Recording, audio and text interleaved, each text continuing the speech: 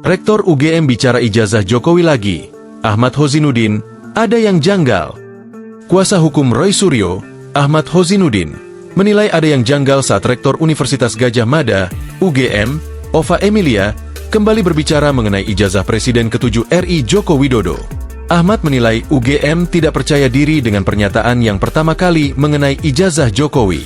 Menurut dia, seharusnya UGM cukup hanya satu kali membuat pernyataan mengenai ijazah Jokowi jika memang asli. Janggalnya adalah UGM ini enggak percaya diri. Kalau menurut kami, kalau dia sudah statement sekali, selesai, bahwa ada yang perlu dikuatkan harus dengan bukti, bukan merepetisi pernyataan, kata Ahmad Hozinuddin, Senin, 1 Desember 2025. Ahmad berujar bahwa mayoritas masyarakat makin meragukan keabsahan ijazah Jokowi setelah Rektor UGM kembali membuat pernyataan. Terbukti apakah hari ini misalnya masyarakat jadi percaya dengan pernyataan UGM?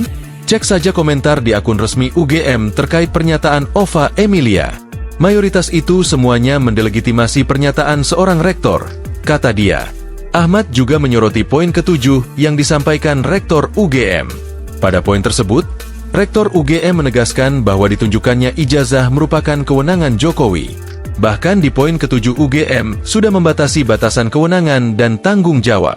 UGM hanya menegaskan sejak masuk sampai dikeluarkan ijazah itu menjadi tanggung jawab mereka, kata dia. Adapun setelah diserahkan kepada saudara Joko Widodo, diapakan ijazah itu kurang lebih itu bukan lagi tanggung jawab dari UGM, lanjutnya.